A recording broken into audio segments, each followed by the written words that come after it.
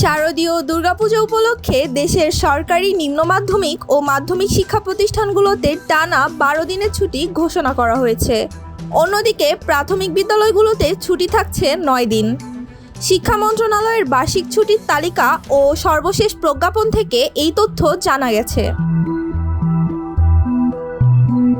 আগামী 28 সেপ্টেম্বর থেকে 7 অক্টোবর পর্যন্ত মাধ্যমিক ও উচ্চ মাধ্যমিক স্তরের স্কুলগুলো বন্ধ থাকবে। এর সঙ্গে 26 ও 27 সেপ্টেম্বরের সাপ্তাহিক ছুটি যোগ হয় শিক্ষার্থীরা আরও বাড়তি ছুটি পাচ্ছে। এছাড়া 6 অক্টোবর শ্রী শ্রী লক্ষ্মী পূজা উপলক্ষে শিক্ষকেরা পাবেন ঐচ্ছিক ছুটি। সবচেয়ে বেশি ছুটি থাকছে সরকারি ও বেসরকারি কলেজ এবং টিচার্স ট্রেনিং কলেজে। সাপ্তাহিক ছুটি ধরা হলে মোট 14 দিন বন্ধ থাকবে এই প্রতিষ্ঠানগুলো। শিক্ষা মন্ত্রণালয়ের নির্দেশনা অনুযায়ী আগামী 28 সেপ্টেম্বর থেকে 9 অক্টোবর পর্যন্ত কোনো পরীক্ষা নেওয়া যাবে না, কারণ এ সময় দুর্গাপূজার পাশাপাশি ফাতেহাই ইয়াজদাহাম, প্রবারণা পূর্ণিমা ও শ্রী শ্রী লক্ষ্মী পূজার ছুটিও অন্তর্ভুক্ত রয়েছে।